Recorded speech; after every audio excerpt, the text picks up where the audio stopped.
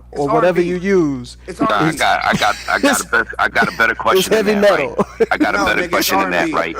Name me one actually rapper that Sade. opened up a school.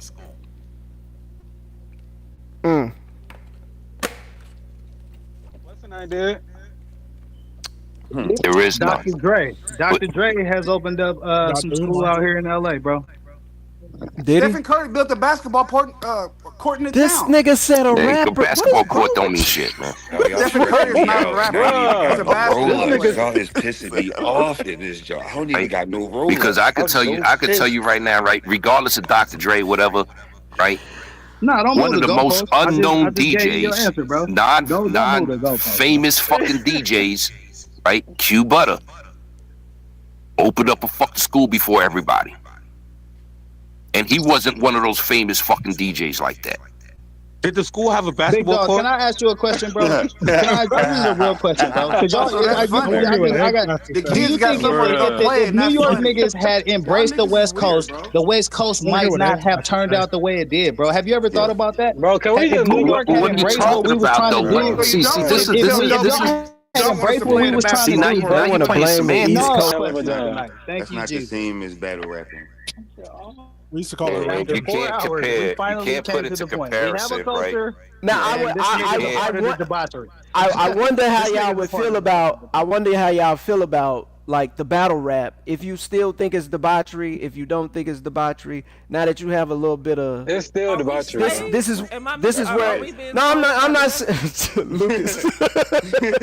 This is where like niggas say, "Oh, I'm finna roast you. I'm finna fire you up. I'm finna whatever." This is where that comes The from. average Negro knows where, as far as roasting comes from. That's not You think battle they rap. doing that as far as the toughness? No, I'm not saying that they are, but I'm saying that has been in a way passed down. We don't know why we do that, but it is uniquely I ours. ain't gonna lie, bro. I was over here one time and the female told me that my beard didn't connect. Like, that's the So point we've been trying to my make to question you is all this, fucking right? So night. my Goofy question is this, niggas right? was young and they didn't know what the fuck they was doing, bro. So Like, you just so my made the question point is we've been this. trying to make to you for the last 4 fucking hours, dog. There's a difference So between my mentally preparing yourself for slavery and just roasting the dude just so you can be like, yeah, I'm the best battle rapper. Yeah, that was So a stretch. my question is this, right? And Hakeem, I know you know the answer to this, right? KRS-One on the bridge over calling fucking MC Shan sucker MC. That's debauchery? No. No, right? Because MC Shan turned around and said, Queensbridge, we started this. KRS-One, originally from Brooklyn, moved to the fucking Bronx because he was homeless as a kid. He ran away and all that shit, right? Is defending the fucking Bronx and made a whole diss track towards the lie that Queens was trying to do.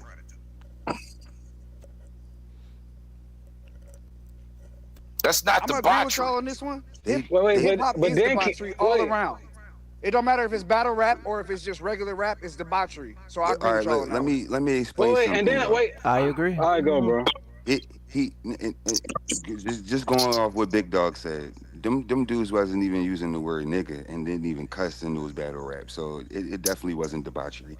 The culture of hip hop was battle rap. It's to to talk about how better I am than my opponent. Wait, are you talking about battle rap now or battle No, rap back then. I'm just talking okay. about where it started. That is how rap started. Just period. It started just as battle rap. Is there a way we could split the baby? Because much like Lucas just said, I wouldn't agree. Now that I know the history of playing the dozens or roasting niggas, I wouldn't agree with somebody who said, you know what, back then that was debauchery. I wouldn't agree with that. I'd be like, they had a reason for doing it. Now, yeah, we just roasted niggas just to be roasted. They're getting a check. And the people are buying it. All right, so let me So battle rap now, I think let it's me throw this question out there, 'cause y'all seem not to understand. Battle rap now is very much debauchery. Battle rap then, when Big Dog was talking about, I am a rapper. This no, shit is not a so much. sport. It is a sport. It is a. It's not a sport. Yeah, bro. It's not a sport. Tell me when I do I can't stand when niggas say that. I do it. I do it too. Or I used to do it. It's where it comes from. Fuck what you talking about, That's bro. where it comes from. Well, this Listen, is what I was trying to explain. This is Hakeem, where it comes from. I So used to do it too. I used to do it too, and it is very much not a sport, bro. It is very much a sport. It's not a sport. It's not a sport. What are you talking It's about? not a sport. Listen, it's not a sport. When me and my niggas used to get together, we used to call this shit mental gymnastics. If y'all let me talk, because you call it mental gymnastics don't mean that it is a sport. You work your mind. Yo, Hakeem, finish what he's saying and get his point across. I want to hear what he's saying. Can y'all let me hear? Can I get as much time as the racists do? I ain't even going. Listen, You gotta speak a little faster though, bro. I'm just listen. This is how I speak, man. Yeah, let's go, bull. No, go ahead. Go ahead. Man. Listen, at the end of the day, this is how rap started. It started as battle rapping. So that was the sport. The sport was to go up against your opponent as you were. It's the same as a one-on-one basketball game, and you would show how better you are, how much decent you are, how thorough you are, whatever words you want to use, and that's how it began. That's how rap actually began. So to say it's debauchery, to say that the origin of rap is debauchery is weird to me.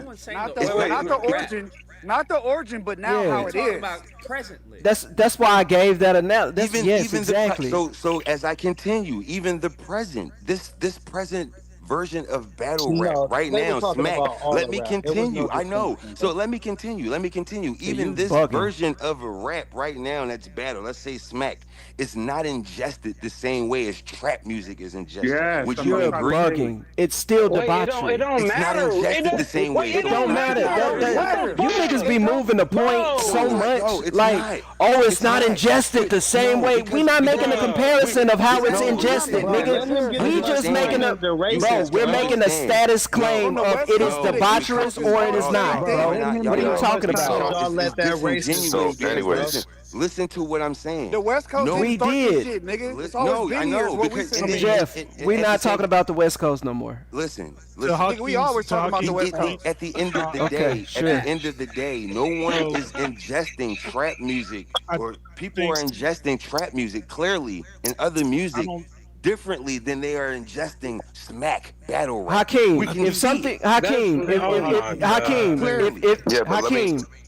there's a lot, if that, that Hakeem, would make it debauchery on the way that people are think ingesting it. Hakeem No one's ingesting trying to say smack that, battle. like, it didn't do that he much just trying to get his point off. to the hood.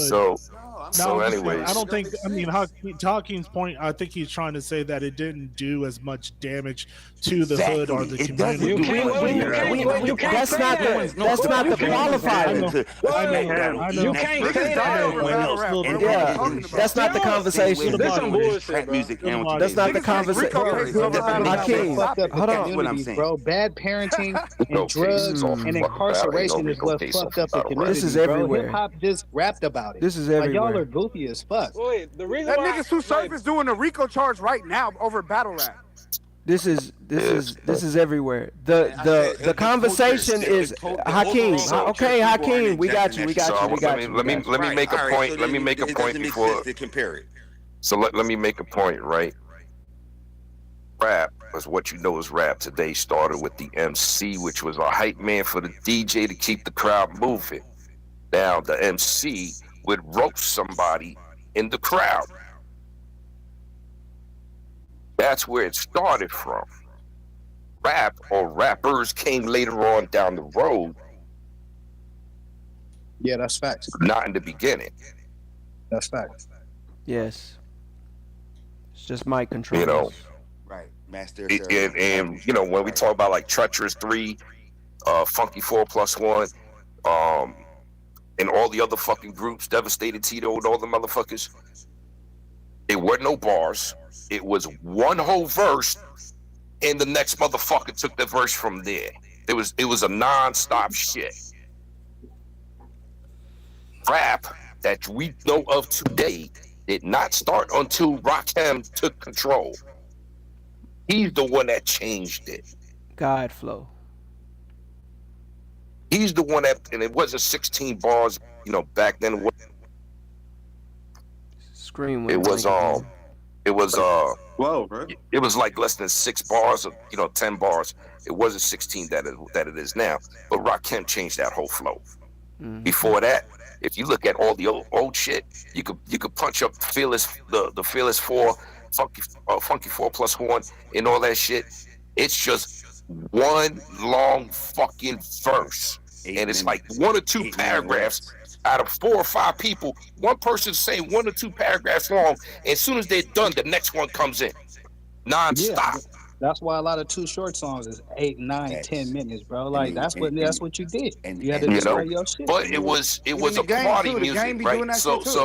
So it was to keep you moving over a beat, depending on who the DJ was, whether it was fucking Kaz or Flash or Jazzy Jeff or Charlie Chase, and there's many others. I'm telling you right now. And then battle rap changed into just MCs. Was comparing, comparing who had the best lyrics, right? The most clever lyrics. Yeah, the battle rapping, right? So the battle rapping, right, really came into fruition with KRS, because That's why you had to be signed or to be moved up. You had to beat the #1 battle rapper. That was KRS. Exactly. They And, would and KRS would be on that stage, grab that mic, and say, against Kool "You either gonna make it or I'm Against breaking LL. you right now, Wait. but I'm gonna break you. You ain't making it." There you go. So KRS-One did some debauchery stuff. Debauchery. KRS-One. He sold out for that. He sold out for But that. this is what you don't even know. This is the content at the time. The content at the time. KRS-One, the content wasn't even about "fuck you, I'll put a bullet in your head" and none of that shit. I get It was that clever though, lyrics. Wait, I get that though, but you gotta. It's like Tupac saw Evolution, brother. KRS-One. Evolution.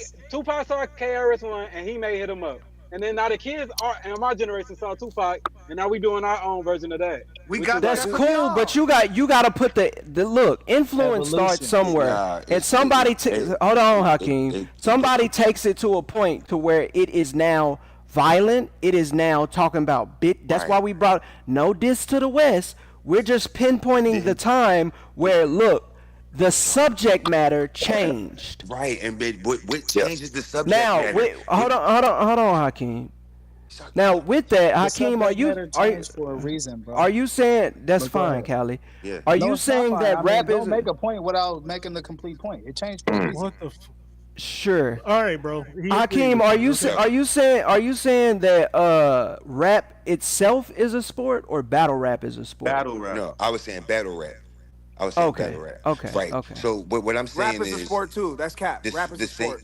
Okay, fine. But the same way. No, the same it's way, not. Battle rap, I'll concede to that. Battle rap, Very you much a gotta come off sport. the top of your head, and you gotta beat the verse that Rap is not a sport, nigga. Death metal boy. People don't aim Rap for the is not a Billboard sport. charts. Stop it, People don't death aim metal for the boy. Billboard charts. You do death metal. Stop it. This nigga ready. because the This is an honest question. Bro, People just don't want to aim for the argue with Billboard everybody. charts. This nigga's like a mad female. The picking way- What I'm fights with trying to make everybody, y'all bro. Like, calm understand down, bro. is the same You sound like a correlation man, that bitch. we made with how we made the same correlation Nah, I'm on talking when about this music nigga. Every Reggie, insult bro. is an Like, admission. I've been trying to I thought you was argue with talking to niggas all night, bro. He been losing all night. That's what I'm Yeah, saying. Like, Callie nigga, want me to man, lose so bad, but he won't square let up. these niggas talk, bro. Like, He won't I'm just square up. tired of you waiting The for nigga in the everybody to finish to fedora, jump in with some the lame nigga in ass the comment, fedora bro. Like, won't let niggas square finish up. what they He saying, won't go bro. fact for fact I'm with just trying me. to figure out why you got all this hate for the West Coast, Reggie. Don't the make me same speak. I don't. hate I that just nigga. said no hate for the West Coast. I just said that. We know you didn't mean it. The same correlation I was trying to make. When I was Niggas talking are sensitive. It how seemed like music West Coast became niggas are mainstream, sensitive. And when it became mainstream, at some point, the powers It seems that like you always got control some negative the shit to music say about industry the started Let to this record nigga labels. talk. and that's where They that's Be why I quiet. come control from, the bitch. music That's His why I mic come on from, mute. because you don't want it with me, nigga, took at that all same on no turn as level. you seen it become Look. mainstream, and people were able to monetize it. It changed. It changed. Yeah, because it went from MC, right, Mhm. to lyricist, Exactly. It changed to rapper, to rapper. rapper. Exactly. right? And 'cause the people West Now, Coast got if shit we cracking. break Money down, if changed we it. break it all down, right? Your MC, which was the early stages of the '70s, minus the few groups from '77 to '79, right? '80s, early '80s is the golden era. Mid to late '80s is the conscious movement. Then you had the gangster rap from the West Coast, That's the platinum era. right? And then after gangster rap, now you had the drug dealing rap on the East Coast. Yeah. Right? Now you turned around to drill trap, talking about selling drugs, using drugs, Wait, everything else. Hold on. So you That's do the whole admit that- evolution to the shit. You do admit that the East Coast was rapping about debauchery then? Yes. I never said they weren't after the fucking That's what you NWA. niggas' problem is. Problem is. He's just saying this shit just to say it. They so busy trying to point the finger, they can't take accountability. Look. Here comes more West Coast hate. Go ahead. It's always West Coast hate. That's how you know it's a female around when they can't take accountability. You're just a It's a female trait. Reggie said the West Coast is the breast coast. Y'all sensitive like the Pull your nipples, skirt man. down. Bro, we done made a lot of money on the West. Why We y'all said all some wanna shit come here that your Nobody wants to go to the West. That's fine. That's cap. Like, come on, bro. Nobody Here wants we to go to the West. Let's go. Yeah, that's Let's go. facts. Nobody wants to go to the West. Nobody wants to go to the West. Not in the way y'all make it seem like, oh, everybody's just dying to go. If anything, niggas is moving out of California. Every girl in your community wants to come out here. If anything, niggas moving out of California. What do you mean? We have every a girl high you got in your Rolodex or your IG or your Goodness gracious, you niggas about to float off the United States as we speak. When's the next fire? Tell me. Don't they got one going on now over there?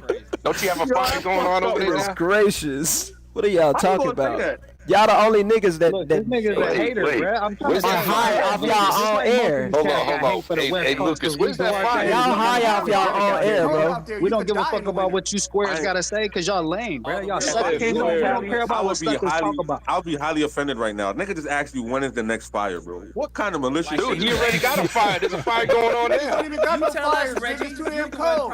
There's a fire going on now over there. What we talking about? They so envious of West Coast. They starting Do me a fires over favor here, and bro. ask y'all little weak ass That's girlfriends crazy. if they don't want to come to California. God, I bet they say East hell Side yeah. fools is coming over here and starting Please fires. That's believe that. insane. Nobody is going to. Man, I fucking been over there, And she got the want to come to t-shirt, wasn't California, impressed. and I bet you There's an exodus from California. When we going? They so badly Y'all want to stop hate it. on Cali. These niggas hate on Cali, bro. That's why I be trying to tell y'all. Niggas don't That's listen what to y'all. California They hate us niggas 'cause gotta they think. hate us. No, They not like us. I think my This nigga is a Kendrick lie. said it best. Nigga, they not like us. this is a oh wow. This is a lie. Who in the fuck want to go to New York in the winter? Hey, those states are the two most ego-driven states that the people from them states We're the be best states. That's the difference. out of their mind. We are the country, bro. That's the difference. We are New the York, country. Nigga, check the GDP, nigga. Facts, We nigga. are We bringing the country. bread around this bitch. Cali man. Cali When they people refer to think the everybody USA, want to be they from talking Cali. about us. They talking about us. They ain't talking about. And- They ain't talking about anybody but us. And New York niggas just don't show nobody respect, but it's cool. I'm dead. Y'all don't show no respect. We holding this country up, and y'all sitting here always talking about us, nigga. No, we nigga, bringing no, in the I dollars. said New York. We bringing New in the York. dollars around here, man. Tech is out here. Entertainment is out here. We're bringing in money on this side. New York been doing their thing. So come on, bruh. Stop the hate. You got to be real, and that's what Nobody's we all hating, about, bro. nigga. Nobody's hating. You've been hating the whole night, Goofy. You've been hating and losing the whole night. I've been hating the whole night, Goofy. Nigga, use Cali slang. Why you Nigga, you can't even spell Goofy. use Cali I slang, say whatever the fuck I want. nigga? You come do something about it. Cali's The day so you come special. do something about it is the day I'll change You my know a life. nigga, And that'll be frail never. when he Nigga, we're threaten not niggas you over the on the internet. internet. Come I'll do pay for something your about plane it. ticket, Come, bruh. nigga, I'll whoopty pay for whoopty your whoop plane about it. ticket, Nigga, bruh. you probably get I'll DP'd pay on the for your regular, plane nigga. ticket, Like, bruh. shut Shut up. up. Beat your ass. Get right back on the plane, bruh. Don't be talking to me. You probably get DP'd on the regular, nigga. Like, Real what are you deep talking looks about? like. Reggie said you getting split roasted.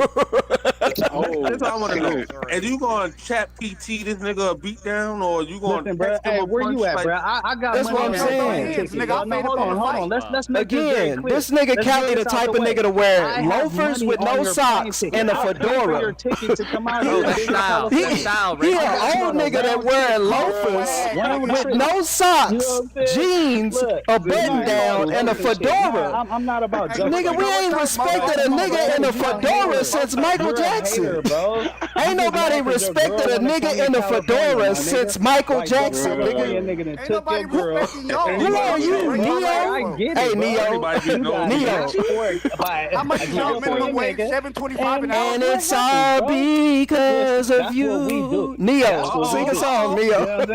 Sing a song, Neo. Hey, This nigga Cali wear this nigga girl, so he Now you wanna hate on This me? nigga Cali wear fedoras, That nigga. really wasn't happening, bro. This nigga Cali wear fedoras. No, bro. Hey, a Cali nigga knocked you for your bitch, huh? Keep it real. Keep it real. Like, did you get knocked by a Cali wife? Where all but I can't help it. All we do is make money for the country, keep you bum ass niggas with jobs and shit. Oh my gosh, bro. Your bitch that got knocked by a Cali nigga, and now you're How much y'all angry at make out there? everybody Like else. $6? Ain't that a bitch? That song gonna be stuck in my head, and it's all because of you. Bruh. Go clean your Come to shoes, Cali and get nigga. this bag, nigga. Cali, go clean your shoes. I know they mildewy. Nigga Nigga ain't got no socks on. Nigga, go put on some socks, bro. That's what we do out here. We do no ankle socks. That's why it looks like. Nah, Cali don't wear no socks, Whatever nigga. kind of socks we got on. How you know he ain't got no socks on? That's not Shit, no socks with ashy feet. Cause he an old nigga. Cause he an old nigga. Jeff, No socks with ashy feet. who are you, Jeff? Are you in Cali? Are you and Cali engaged, Jeff? Type of nigga I am. Crazy. I'm not. You and Cali engaged? When's the wedding? I'm your bitch best friend. Yeah, he been there. I've been there. Where y'all want me to register? Where y'all want me to register? At your bitch house. I was born, my guy. Oh, okay, cool. Is that where I need to register? Okay. I was motherfucking came out the womb, nigga. That's like cool. Paradise Valley Hospital, nigga. San Diego, California, bro. Like that's me, nigga. This nigga Cali still Come on, talking. bro.